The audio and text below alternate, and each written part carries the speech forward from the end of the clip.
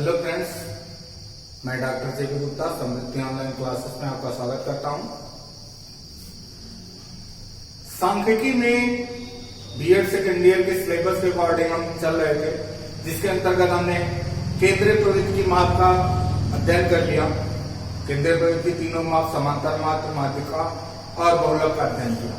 उसके बाद विचलन मान के माप का अध्ययन किया। विचलन मान के माप के अंतर्गत हमने मानक विचलन का अध्ययन किया, जो हमारे सिलेबस के अंतर्गत है। अब हमारे सिलेबस के अंतर्गत है सहसंबंध, कोरिलेशन, बड़ा इंपॉर्टेंट है इसका। ये ज्यादातर 8 नंबर के क्वेश्चन में ये पूछा जाता है। इसका जो थोड़ा सा थ्योरी भी पूछी जाती है एक नंबर के क्वेश्चन में, कभी कभी 8 नंबर के क्वेश्चन में पूछ देता है। तो हम जानते हैं क्या है कोरिलेशन, और कोरिलेशन के सवालों को भी देखेंगे किस तरह से हम कोरिलेशन के सवाल निकालते हैं।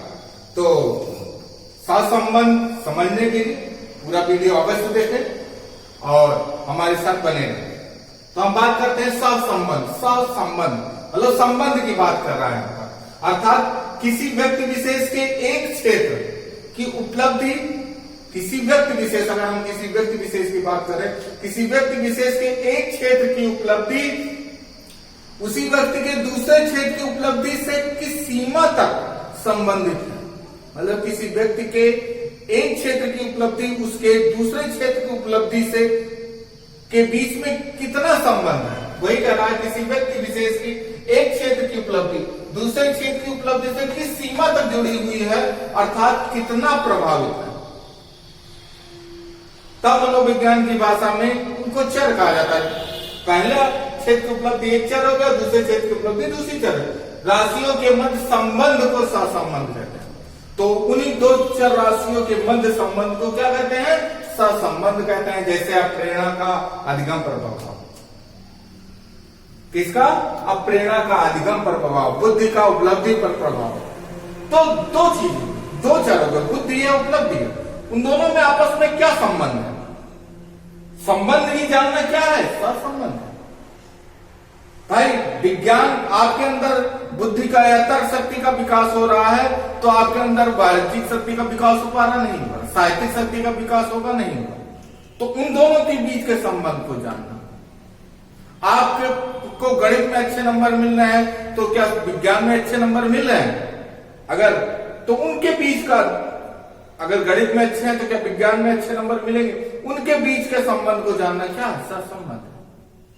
मतलब दो राशियों, इसीलिए कहा गया दो राशियों अथवा समूहों के मध्य के संबंध को दर्शाता है।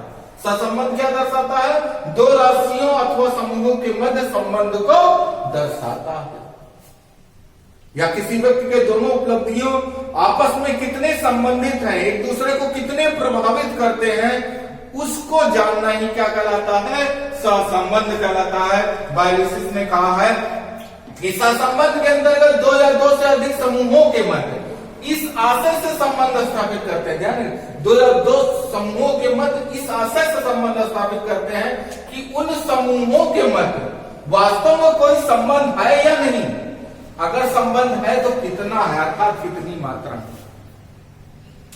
2 या 2 से अधिक समूहों के मध्य वास्तव में कोई संबंध है अथवा नहीं, अब है तो कितना है ये जानना, ये क्या कहलाता है? सहसंबंध कहलाता है। सहसंबंध 3 प्रकार का हो। अगर मुख्यतः बात करा जाए तो 3 प्रकार से बांटा जाता है। एक है धनात्मक सहसंबंध। धनात्मक सहसंबंध का मतलब, जैसे अभी हमने बताया कि अगर वो गणित में तेज है तो विज्ञान में भी तेज होगा। गणित और विज्ञान की उपलब्धि में धनात्मक पाया जाएगा कि एक क्षेत्र में आगे होने से दूसरे क्षेत्र में भी आगे हो सकते हैं। ठीक, उन दोनों राशियों के मध्य की एक राशि बढ़ेगी तो हमारी दूसरी भी राशि बढ़ेगी। उन दोनों राशियों के मध्य अगर पॉजिटिविटी आएगी तो क्या कहलाएगा? धनात्मक सहसंबंध कहलाएगा। अब ये कहा जाए कि जिसका विज्ञान तेज होगा उसका साहित्य भी तेज होगा, तो शायद नहीं हो। या यूं कह सकते हैं कि जिसकी बुद्धि लब्धि तेज है उसकी उपलब्धि भी अच्छी होगी। सहसंबंध दोनों में क्या है? बुद्धि लब्धि और उपलब्धि में समानताएं धनात्मक है ना। कम बुद्धि लब्धि वाले का कम होगा, ज्यादा बुद्धि लब्धि वाले का ज्यादा उपलब्धि होगी। ज्यादा अच्छा नंबर आएगा। तो क्या हुआ, धनात्मक सहसंबंध। ऋणात्मक सहसंबंध जैसे हमने कहा कि नॉर्मली उसमें भी देखा जाता है कि विज्ञान वाले के, या यूं सबसे बड़ा उदाहरण है कि इंग्लिश मीडियम वाले का हिंदी बहुत खराब होता है। ऋणात्मक सहसंबंध, इंग्लिश मीडियम में जो बच्चे पढ़ते हैं उनकी हिंदी बहुत खराब होती है, उनके बीच सहसंबंध, हिंदी और इंग्लिश के बीच सहसंबंध क्या होता है, निगेटिव में दिखाई देता है।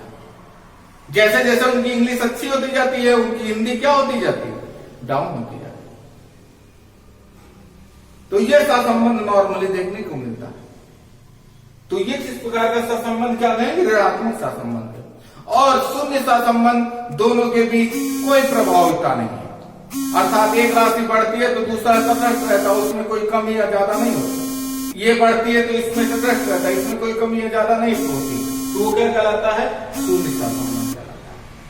जो सहसंबंध को अगर हम निकालते हैं, सहसंबंध की मात्रा को अगर हम ज्ञात करने की कोशिश करते हैं कि दो या दो से अधिक राशियों के मध्य क्या सहसंबंध है, उसकी मात्रा को ज्ञात करना क्या कहलाता है, सहसंबंध गुणांक कहलाता है। ध्यान रखिए, उसकी मात्रा को ज्ञात करना कि दोनों राशियों के मध्य या दो समूहों के मध्य कितना सहसंबंध है, उसको ज्ञात करना क्या कहलाता है, सहसंबंध गुणांक कहलाता है। और सहसंबंध गुणांक जो होता है -1 से +1 के बीच होता है। अधिकतम +1 हो सकता है, धनात्मक में हमने कहा, धनात्मक में +1 तक हो सकता है, और अधिकतम ऋणात्मक में -1। तो ये कभी ये जनरल नॉलेज का भी प्रश्न है, उसमें भी पूछा जाता है कि सहसंबंध का विस्तार कहां से कहां तक होता है, तो -1 से +1 तक होता है, ये ध्यान रखिएगा। जैसा संबंध अधिकतम कितना हो सकता है, जनरल नॉलेज के क्वेश्चन में, नेट वगैरह के क्वेश्चन में भी पूछे जाते हैं, आपके 1 नंबर के क्वेश्चन में बहुत ज्यादा पूछे जाते हैं, आपके सुपर टैग में पूछे जा सकते हैं। तो ये ध्यान रखिएगा, -1 से +1 तक होता है, मिनिमम -1 हो सकता है, मैक्सिमम +1 हो सकता है। गिलफोर्ड ने जो सहसंबंध गुणांक है या जो परिणाम निकल गया, उसकी व्याख्या कैसे करेंगे, व्याख्या अपने हिसाब से उन्होंने बताई है कि अगर हमारा सहसंबंध 0 से ±20 तक आता है, ±20 तक आता है, 20 नहीं कहा जाएगा, 20 का अर्थात 20%, तो वो क्या कहेंगे, निगेटिव है, दोनों के बीच सहसंबंध निगेटिव। जैसे एक चीज ये भी है, जब हम दोस्त बनाते हैं तो हम देखते हैं हमारे विचारों में कितनी समानता, जब समानताएं ज्यादा होती है तभी दोस्ती मजबूत होती है, और समानताएं, विचारों में समानताएं नहीं होती है तो दोस्ती बेकार होती है। थोड़ी बहुत समानता है तो नगण्य समानता है, वहां प्लस माइनस, प्लस पॉजिटिव में भी हो सकता है, निगेटिव में भी हो सकता है, तो वही चीज नगण्य कहलाएगी। ±20 से 40 तक होगा, अगर समानताएं लगभग 40% तक होगी तो वो कहलाएगी निम्न स्तर के इसका सहसंबंध कहलाएगा। ये रिसर्च में बहुत ज्यादा प्रयोग होता है, ध्यान रखिएगा। 0.41 से 0.7 ±0.70 तक होगा तो क्या कहलाएगा, सामान्य सहसंबंध है, अर्थात दोनों के बीच जो सहसंबंध है वो कैसा है, सामान्य स्तर का। लेकिन अगर ±0.71 से, चाहे प्लस, यानी प्लस का प्लस से रहे, माइनस का माइनस से, इसका मतलब ये +-71 का मतलब है कि -70 से -0.90, +70 से +0.90, इसका मतलब ये है। ऐसे ही सभी का मतलब है, ध्यान रखिए। इसका मतलब क्या हुआ कि जो हमारा सहसंबंध है वो उच्च है, ये नेगेटिव में उच्च है, अर्थात बिल्कुल विपरीत है लगभग, और ये पॉजिटिव में, सकारात्मक में। अगर ऐसा सहसंबंध निकल के आ रहा है नेगेटिव में 0.90, इसका मतलब एकदम विपरीत है हमारे उनको विचार, और ऐसे सकारात्मक निकल एकदम करीब है, दोनों के विचार लगभग मिलते हैं। और 0.91 से 99 तक आ गया तो कहलाएगा अति उच्च कहलाएगा, और 1 आ गया तो पूर्ण, जो कि होना लगभग नामुमकिन होता है। 1 नामुमकिन लगभग होता है, कि जो हमारा सहसंबंध आ जाए +1, मतलब 100% हो जाए, ऐसा नामुमकिन होता है। ये भी आना बहुत मुश्किल बात होती है, लेकिन ये आ सकता है, लेकिन ये आना लगभग असंभव है। लगभग असंभव है, पूर्णतः असंभव हम नहीं कह सकते, लेकिन लगभग ये असंभव ही है। तो ये तो था सहसंबंध। और सहसंबंध निकालते कैसे हैं ये देखते हैं।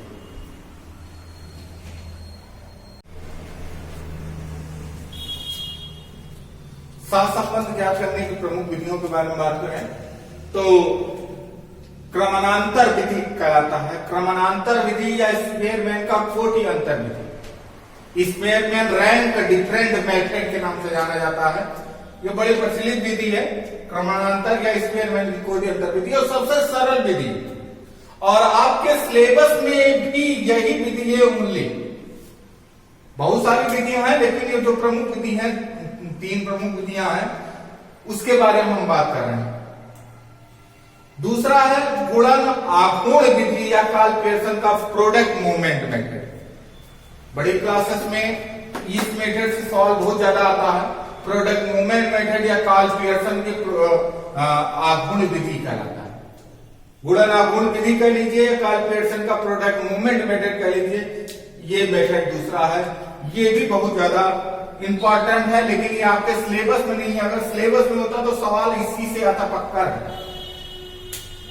90% चांस इसी से रहता है कि एमएड में इसके सिलेबस में है, तो 90% चांस होता है कि इसी विधि से सवाल पूछता है। और तीसरा प्रकीर्णन आरेख विधि है, स्कैटर डायग्राम मेथड। स्कैटर का है, स्कैटर महोदय का है डायग्राम विधि, आरेख या डायग्राम विधि है। तो ये मुख्यतः 3 विधियां हैं जिसके द्वारा हम सहसंबंध गुणांक निकालते हैं। क्योंकि हमारा जो विधि है, जो हमारे सिलेबस में है, स्पेयरमैन का कोटि अंतर विधि, तो उसके बारे में हम देखेंगे, उससे संबंधित सवालों के बारे में हम अध्ययन करेंगे। तो यहां देखते हैं स्पेयरमैन का कोटि अंतर विधि से सवाल की बात करते हैं। तो इस तरह से एक सवाल ले लेते हैं, क्योंकि रैंक ऑर्डर मेथड इसी से आता है। 8 नंबर सवाल है, बहुत इजी वे है, बस निकालना आपको बहुत इजी तरीके से, जैसे सवाल दिया रहता है, कोई भी ले लेते हैं, इस तरह से आपको क्वेश्चन दिया गया कि मान लीजिए मैथ और हिंदी,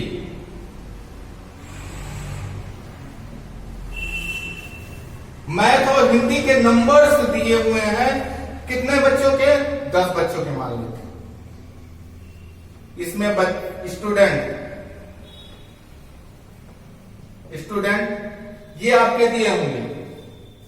बाई चांस स्टूडेंट नहीं लिखा है, नंबर लिखा है मैथ के हिंदी के, यहां लिख देंगे 50, यहां 30, कुछ भी लिख लेते हैं।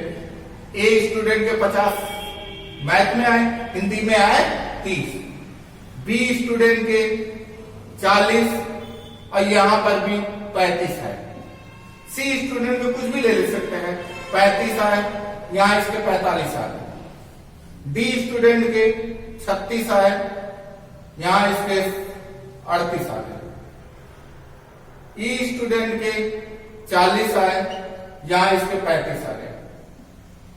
एफ स्टूडेंट के 25 आए, यहां इसके 35 आ गए।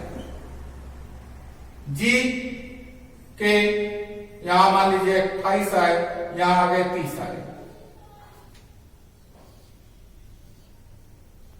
अब जी एच के मान लीजिए यहां 20 आए, यहां पर भी, यहां मान लीजिए 25 आ गए। अब जी एच आई के यहां मान लीजिए कुछ भी मान सकते हैं, मान लीजिए 40 आए, यहां इसके 21 आ गए। 1 2 3 4 5 6 7 8 9, एक और ले लेते हैं जे। 10 स्टूडेंट के नंबर का सहसंबंध निकालना है। जे का यहां 30 आया, यहां 27 आया।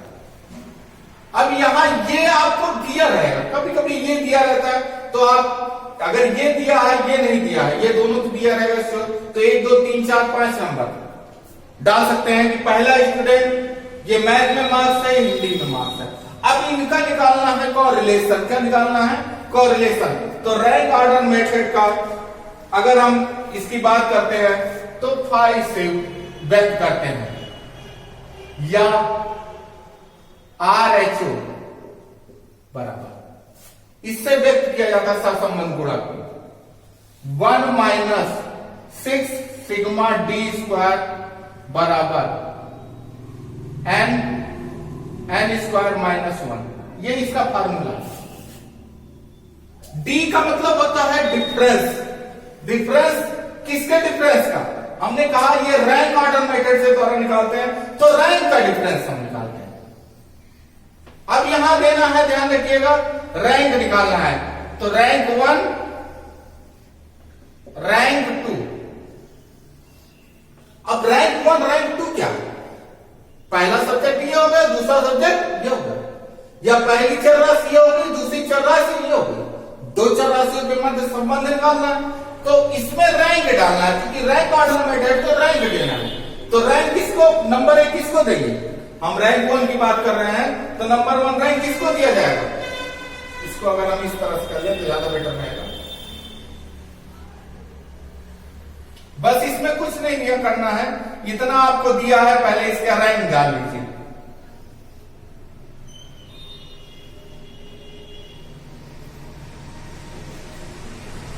रैंक जो सबसे ज्यादा नंबर पाया होता है उसको रैंक हम 1 देते हैं। तो इसमें देखिए सबसे ज्यादा रैंक कितना, 50 नंबर है, तो इसको रैंक 1।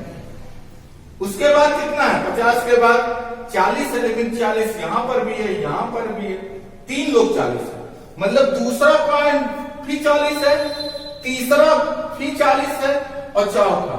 रैंक की बात करें, ध्यान रखिएगा, रैंक यहां 10 स्टूडेंट है तो 10 ही रैंक हो सकता है, उससे ज्यादा रैंक नहीं हो सकता। न 10 से कम रैंक होगा, न 10 से ज्यादा रैंक होगा। तो 40 पे 1 है, 40 पे 2 है, 40 पे 3 40 के। तो दूसरा रैंक भी खत्म हुआ, तीसरा रैंक भी खत्म हुआ, चौथा रैंक भी खत्म हुआ। अब इसको हम ना, इसको दूसरा दे तो ये नाराज हो जाएगा, इसको दूसरा दे ये नाराज हो जाएगा, इसको तीसरा दे नाराज होगा। तो अब क्या करते हैं?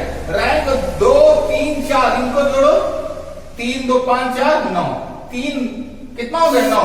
और कितने की है? 1 2 3 लोगों की है, इनका एवरेज निकाल लिया, कितना है? 3। अब इनको भी 3 देंगे हम, इनको भी तीसरा रैंक देंगे, इनको भी तीसरा। हमारा रैंक कितना खत्म हो गया? 3 4 रैंक तक खत्म हो गया। अब जो नेक्स्ट रैंक होगा वो कौन सा होगा? 5वां, ना कि चौथा। ध्यान रखिए, 4 रैंक तक खत्म हो चुका, उसका एवरेज हम निकाल। 5वां कितना है? 36। 36 के बाद 35, 5 के बाद 6, ठीक। 6 के बाद 7वां 30,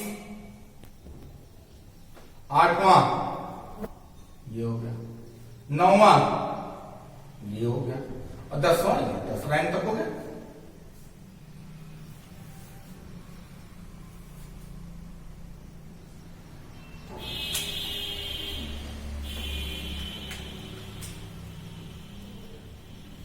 ठीक है, 10 रैंक तक हमारा। अब दूसरे का रैंक निकालते हैं। इसमें सबसे हाईएस्ट कौन सा? 45 है। दूसरा रैंक कौन सा? ये वाला 38 है, और तो कोई नहीं। 38 लेकिन 2 बार। 38 कितनी बार हो गया? 2 बार हो गया। तो ये दूसरे रैंक पर भी 38 है और तीसरे रैंक पर भी 38 है, तो कितना हो गया? 3 2 5, 5 का आधा कितना हो गया? 2.5। तो इसको भी 2.5 देंगे और इसको भी 2.5 देंगे। हमारा रैंक कितना खत्म हो गया? 3 तक खत्म हो गया। नेक्स्ट होगा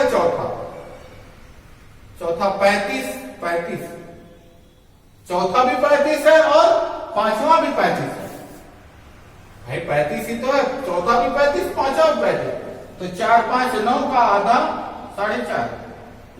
तो इसको भी 4.5 देंगे और इसको भी 4.5 देंगे। कितना रैंक खत्म हो गया? 5 तक खत्म हो गया। नेक्स्ट छठा 35 से नीचे 30 30 30 भी 2 बार, तो 30 कितना हो गया? छठा 30, सातवां 30, तो बार 30 के हटा देते हैं, बार बार नहीं, 30 को 31 कर देते हैं। 5 तक खत्म हो गया, छठा 30, सातवां छठा 31, सातवां 30, आठवां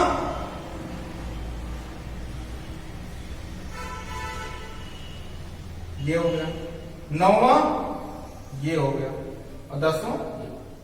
इस तरह से ये हमारा रैंक।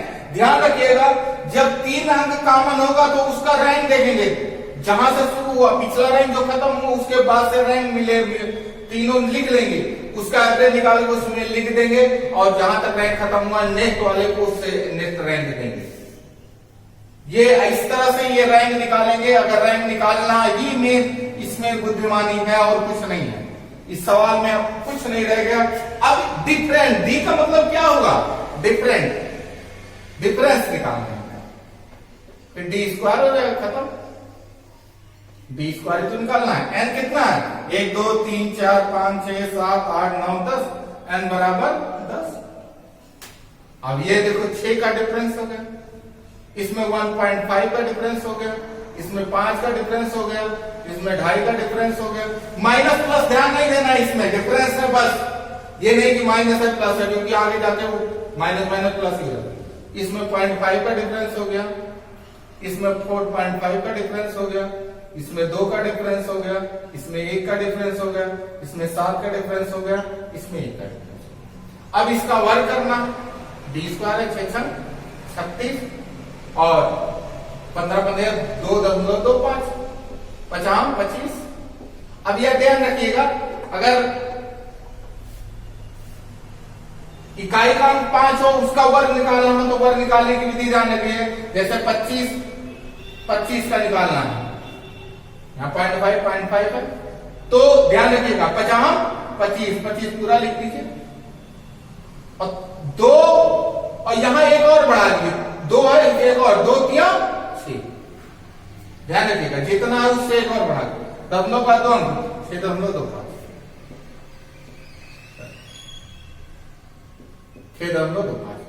50 25 0.25। और जैसे 4.5 है, 4.5 50 25 4 और एक अंक यहां बढ़ गया 5, 4 5 20, यही आएगा, आप निकाल के देख सकते हैं। शॉर्ट 20.25 2 दूना 4, 1 1 के 1 7 7 49, 1 1 के 1।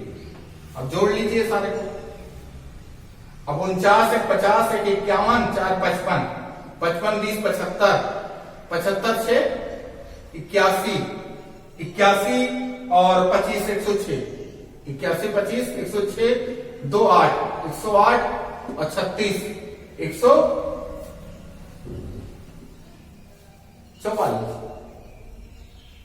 108 और 36 440 444 और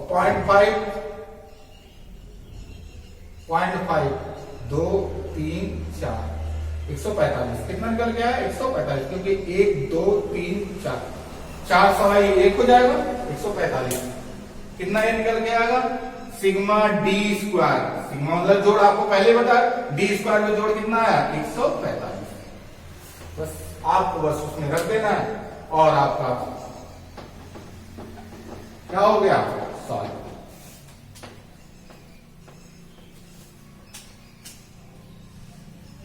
एक माइनस 6 सिग्मा डी 145